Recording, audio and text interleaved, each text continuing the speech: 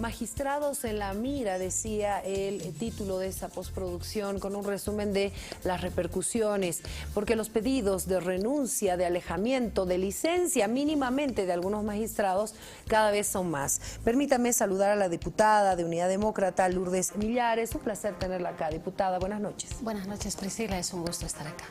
Por favor, veíamos un resumen de lo que está pasando con este tema. Cada vez hay más fotografías, hay más fiestas que se conocen, gente involucrada con Pedro Montenegro, ya no solo policía, sino salpica al Poder Judicial. Sí, definitivamente estamos frente a un hecho que inicialmente se dijo el narcotráfico ha penetrado la institución policial, pero el día de hoy podemos afirmar con absoluta certeza de que el narcotráfico ha establecido vínculos de poder, ha establecido vínculos con el órgano judicial y han operado desde el año 2015, por lo menos es lo que sabemos hasta ahora, autoridades, funcionarios dentro del órgano judicial para entorpecer el cumplimiento de autos supremos dictados por el Tribunal Supremo de Justicia que ordenaban la captura con fines de extradición de Pedro Montenegro Paz. Por tanto, aquí hay hechos que son gravísimos. Incluso se ha llegado al punto de alterar documentos públicos emitidos por el Tribunal Supremo de Justicia con relación a una sentencia que se emite el 2015, un auto supremo del 2015, en el que se ordena la captura de Pedro Montenegro. ¿Qué sucede? Los magistrados firman un documento y en las redes, en el sistema, aparece otra sentencia. Eso es muy delicado y lo ha denunciado el propio presidente del Tribunal Supremo de Justicia. Y si me permite, por favor, diputada, queremos compartir justamente esta información que nos llega desde Sucre. Y es el presidente Revilla quien da detalles de cómo se habría modificado esta resolución, donde aparece la firma de los magistrados, pero que decía una cosa el documento oficial y la fotocopia o lo que se publicaba era otra. Escuchemos, por favor.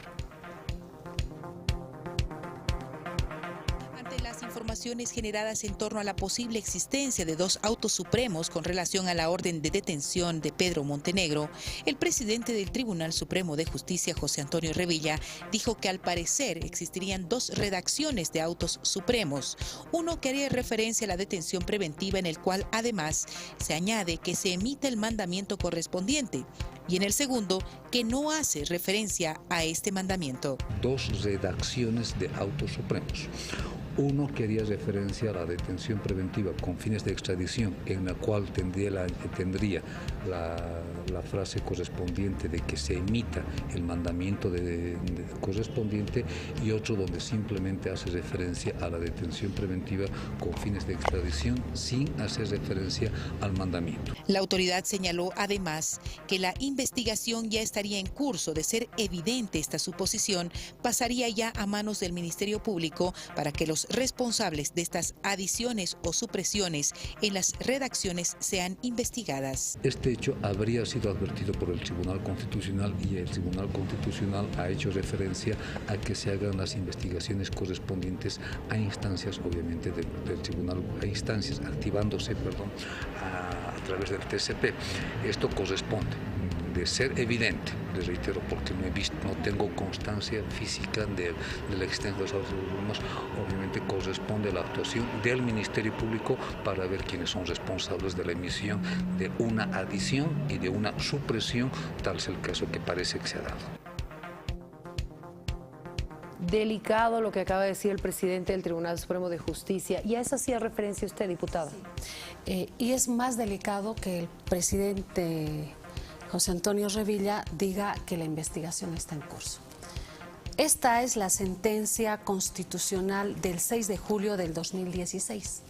Esta sentencia constitucional revoca la acción de libertad que gana Pedro Montenegro Paz en Cotoca, en el departamento de Santa Cruz, y además advierte que el juez que dictamina la libertad y le garantiza a Pedro Montenegro su libertad hasta el año 2019 había sido producida con la presentación del documento falso que es adulterado.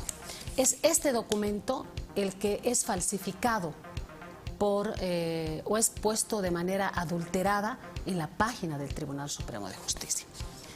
Pero ¿qué dice esta sentencia? ¿En la página oficial? En la página oficial.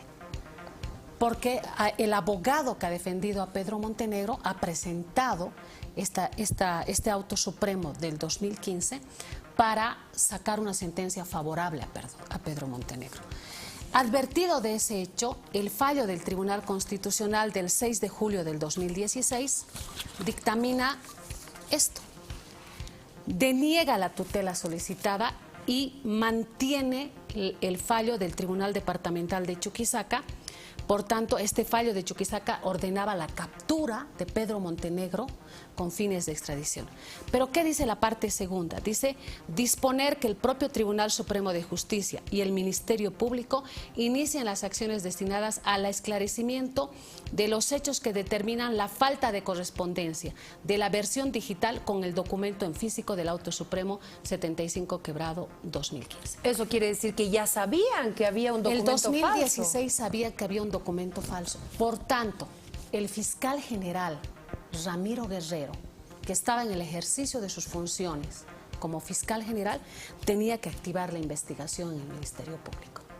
Y al mismo tiempo, quienes fungían como magistrados del Tribunal Supremo de Justicia el 2016 y fueron notificados con esta sentencia constitucional, tenían que iniciar una investigación al interior del Tribunal Supremo de Justicia a nivel administrativo para destituir a los responsables, pero tenían que remitir antecedentes al Ministerio Público porque estamos frente a un hecho claro. Ha habido falsificación de instrumento público. Por tanto, lo que hoy dice el presidente del Tribunal Supremo de Justicia, cuando dice que la investigación está en curso, el país tiene que saber que esa investigación está en curso desde el año 2016. Esa es una pregunta. ¿O no se hizo nada del 2016 hasta ahora? ¿Quién debería dar un informe si hay una investigación o no? Eso es lo que hemos solicitado nosotros. Ya el día de ayer se ha leído en correspondencia estas dos peticiones de informe. La una está dirigida al presidente del Tribunal Supremo de Justicia y le estamos diciendo que informe qué acciones investigativas se han llevado adelante con relación a la sentencia del Tribunal Constitucional del año 2016. Estamos diciendo quién fue delegado, qué se hizo, se procedió o no a llevar adelante una investigación interna. Yo presumo, por lo que acaba de decir el presidente del Tribunal Supremo de Justicia, de que aquí ha habido omisión, incumplimiento de deberes de las anteriores autoridades. Otra petición se ha remitido también y se ha leído ya en la Cámara de Diputados y tiene que ser remitida al fiscal general del Estado, al señor Juan Lanchipa, para que también informe. Queremos que nos diga qué fiscal fue asignado al caso para la investigación de este tema, qué actos investigativos se han llevado adelante y si la investigación se encuentra o no en curso o ha sido cerrada. ¿Qué demostramos con esto, Priscila? Que no creemos que los únicos involucrados en el caso Montenegro sean los que hasta ahora el gobierno ha presentado en ese diagrama de participación. Aquí hay, creo, muchos más implicados que tienen que ver con este acto de omisión que ha permitido que Pedro Montenegro se pasee, corrompa jueces, logre protección de policías e incluso estudie una carrera en la universidad. El tema de fondo aquí es, se han incumplido sentencias constitucionales por autoridades, se han cumplido sentencias constitucionales por parte de magistrados del Tribunal Supremo de Justicia, por parte del fiscal general del Estado en ese entonces, Ramiro Guerrero, y si acaso él ha derivado el caso a algún fiscal de materia o para que haga la investigación, queremos que nos informen si se ha llevado adelante una investigación. Entonces aquí hay corresponsabilidad de la estructura del aparato del Estado con relación a esta impunidad y a este hecho que ha terminado por dañar la imagen de la policía y de la justicia en el país. Bueno, estos detalles son muy importantes, de verdad nos dejan con la boca abierta de que ya se conocía sobre esto, que al parecer, según el presidente del Tribunal Supremo de Justicia, se estaba conociendo recién que había un documento falsificado. No, esto ya se conocía y había una orden de investigar y no se hizo. En base a esto, ¿usted qué presume? ¿Que hay magistrados, que hay fiscales, que hay gente de alto rango que estaría involucrada? ¿Qué es lo que se conoce extraoficialmente o que ya se ha difundido en un medio de comunicación escrito? De que el señor Pedro Montenegro se paseaba por el Tribunal Constitucional como si fuera un funcionario. Hay registros, ¿no?, de ingresos. Hay ingresos y hay dos ingresos que los ha reportado el informe de inteligencia que se ha presentado al momento de establecer los nexos, y al mismo tiempo de esos ingresos no hay salidas. Entonces, ¿hasta qué horas de la noche se quedaba Pedro Montenegro al interior del Tribunal Constitucional? Pero aquí también hay hechos curiosos. Una magistrada suplente del Tribunal Supremo de Justicia graba su spot de campaña en la casa de Pedro Montenegro. Por tanto, aquí se tiene que investigar a profundidad, y también creo yo que se tiene que investigar a autoridades vinculadas al gobierno, porque hay un director nacional de sustancias controladas. Aquí hay un tema, hay contradicciones entre lo que dice el canciller Diego Pari y lo que dice el ministro Carlos Romero. Diego Pari dice como si la Cancillería se hubiera fundado cuando él ha ingresado al cargo de canciller o de ministro de Relaciones Exteriores. Dice que no hay una actuación del gobierno brasilero para pedir la extradición de Pedro Montenegro. Sin embargo, estas dos sentencias constitucionales, la del 2015 y la sentencia constitucional del 2016, hacen clara mención a que el gobierno de Brasil ha solicitado la detención de Pedro Montenegro por cuanto se tiene aperturado un proceso penal en contra de Pedro Montenegro por los delitos de tráfico transnacional de drogas y asociación para el tráfico. Por tanto, ¿qué tiene que hacer el Estado boliviano? El Estado boliviano no tiene que esperar que Brasil vuelva a ratificar la solicitud de extradición. Ya Brasil se constituyó para sacar esta primera sentencia y esta para que se lo detenga a Pedro Montenegro con fines de extradición. Y lo que tenía que haber sucedido es que en cumplimiento de esta sentencia que salió el 2016, no conocemos que hubiera otro documento. Además, ese documento no puede haber otro documento, otra sentencia por encima de esta. Desde el 2016, las autoridades del Estado boliviano tenían la obligación de capturar Pedro Montenegro, detenerlo preventivamente hasta su traslado a Brasil. Ahora, ¿usted conoce, diputada, o será parte del informe, cuál es el procedimiento? ¿A qué me refiero? Cuando sale una sentencia, me imagino que hay una persona delegada para subir esta información a la página web, notificar a las partes. O sea, hay una cadena que se debe cumplir, me imagino, para llegar hasta la publicación de la misma, ¿no? Entonces, en esta cadena, alguien o varias personas tuvieron que infringir el protocolo. Sí, y lo que procede es que una vez que se ha emitido, el magistrado relator ha presentado la propuesta de la sentencia, se aprueba esa sentencia, se firma, se la presenta, se rubrica la sentencia, y una vez que ha cumplido con ese procedimiento de la firma, en ese caso del auto, debería haberse bajado en su integridad un texto fiel copia del documento firmado por los magistrados. Pero en este caso no, al parecer no ha sucedido. Pero además, no digamos al parecer, no ha sucedido. ¿Por qué? Porque lo ha dicho el propio presidente del tribunal. Porque además también, ¿no? lo dice la sentencia constitucional del 2016. Por tanto, hay gente que, siendo funcionarios del Tribunal Supremo de Justicia, ha procedido a alterar el auto supremo para favorecer a Pedro Montenegro. Y ese documento se lo presenta en el Tribunal de Justicia ante el juez en Cotoca, en el departamento de Santa Cruz, y por supuesto que con ese documento el juez de Cotoca le concede la tutela y le declara procedente la acción de libertad. Esa acción de libertad después se impugna y va en revisión al Tribunal Constitucional, y el Tribunal Constitucional dice no. Ahí es donde se percata el Tribunal Constitucional de que el fallo del juez de Cotoca no se ha dado en función del auto supremo del Tribunal Supremo de Justicia del 2015. Y es por eso que el Tribunal Constitucional establece claramente y ordena Esto no era un tema voluntario, este es un mandato legal. Le ordena al Tribunal Supremo de Justicia y al Ministerio Público que inicien las acciones destinadas al esclarecimiento de los hechos que determinan la falta de correspondencia en la versión digital y con el documento físico del Auto Supremo 75/2015. ¿Quién es el magistrado relator? De esta sentencia, el magistrado era el doctor Macario Laor Cortés Chávez, de la sentencia del Tribunal. Del que identifica. Identifica y se percata de ese hecho y dice: no, señores del Estado boliviano, procedan a la captura de Pedro Montenegro Paz con fines de extradición. Eso es lo que está vigente. Y lo que está claro de cada país es que desde el año 2016 las autoridades, los tribunales, además, ¿cuál es el procedimiento? De esta sentencia se notifica a todo el territorio nacional, a todos los tribunales departamentales de justicia, a Interpol. ¿Para qué? Para que se lo capture a Pedro Montenegro. Entonces, por eso yo sostengo de que hay más gente involucrada.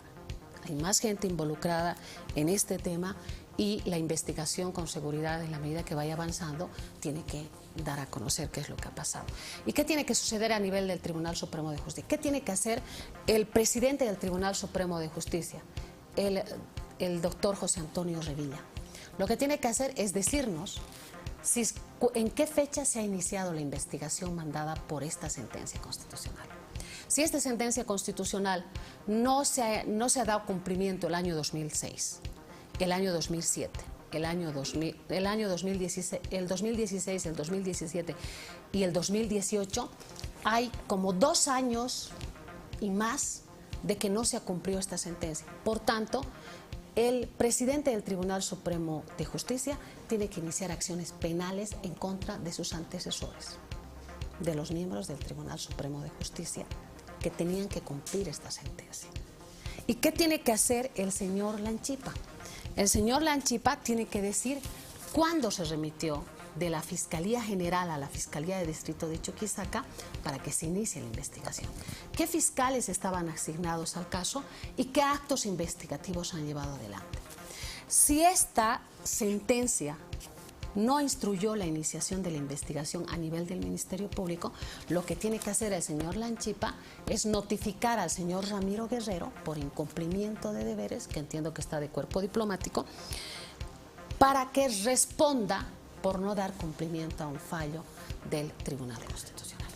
Bueno, realmente delicado lo que ha sucedido con Pedro Montenegro, que ahora dice: nadie sabía nada, yo actué solo, nadie tenía idea de por qué me buscaba Brasil. Esta sentencia es clara y la información dada de por qué Brasil lo estaba pidiendo a él para que se lo entregue a la justicia del vecino país. Ha perforado la imagen de la policía y con esto está perforando el Poder Judicial también. Ahora varios magistrados no quieren pedir licencia ni nada por el estilo. Por lo menos Hurtado es lo que ha dicho, ¿no? No, yo ahí tengo una posición muy clara, ¿no? El ejercicio del poder, y me refiero a la función de autoridad de una instancia, no permite el esclarecimiento y la averiguación objetiva de los hechos.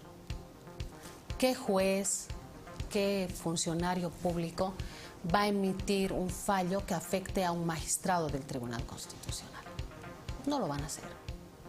Por tanto, la permanencia de las autoridades que han sido vinculadas en este informe de inteligencia al interior del órgano judicial, desde un punto de vista ético, desde un punto de vista moral, no es atendible que se quede. Lo que tiene que hacer el Consejo de la Magistratura a nivel administrativo, y entiendo que ya lo está haciendo, es pedir un informe e iniciar los procesos administrativos que deben derivar en la destitución de los funcionarios subalternos del órgano judicial que estén vinculados a Pedro Montenegro. Y con relación al tema del magistrado Hurtado, yo creo que él debe alejarse de sus funciones para permitir una investigación objetiva que llegue a profundidad y que permita la averiguación de los hechos. Y creo que el señor Valencia, que es el que está mencionado en varias noticias, y que además al parecer es el que de alguna manera tiene una relación más cercana con Claro, porque aparecen Pedro fotografías Montenegro. en su casa, ¿no? Él tiene que ser convocado a declarar, tiene que ser convocado a declarar y se tiene que establecer las responsabilidades pertinentes. Pero creo yo que la magistrada suplente que dice que son los fotógrafos quienes le han aconsejado que porque había más luz en esa casa, grabe ahí el spot y desde ahí se saque las fotografías. Y es que era pues familia, casi familia, porque ¿quién se mete a la casa de alguien para grabar un spot? Y con relación al esposo de esta magistrada, que es Ervin Vargas, también lo establece como nexos. Entonces nuestra posición es absolutamente clara. Independientemente de la presunción de inocencia, hay un hecho claro. El Estado boliviano está en una situación muy complicada. Tenemos clara evidencia de que el narcotráfico ha perforado la institución policial, ha logrado penetrar y ha logrado tener nexos con el Poder Judicial al más alto nivel. Entonces necesitamos que todas estas personas que están vinculadas a este tema sean separadas de sus funciones. Así como lo han hecho con Medina, lo han hecho con los otros miembros de la policía, lo que se requiere es hacer lo mismo con las autoridades del órgano judicial. Bueno, vamos a hacer las consultas para ver qué sucede también con estas determinaciones que dice la Fiscalía, que dice el Tribunal Supremo de Justicia ante las peticiones de informe. Diputada, muchas gracias por habernos visitado. Gracias a ti, Priscila, y vamos a estar atentos a todo lo que pueda suceder en este tema que, reitero, ha lastimado y ha contribuido al mayor daño de la justicia y definitivamente ha puesto por los suelos la imagen de la institución policial. Le agradezco mucho. Gracias. Ricardo, nos vamos a una pausa. Primera pausa en Todo a Pulmón, siempre invitándolos a que sigan con nosotros. Retornamos en breve luego de estos consejos.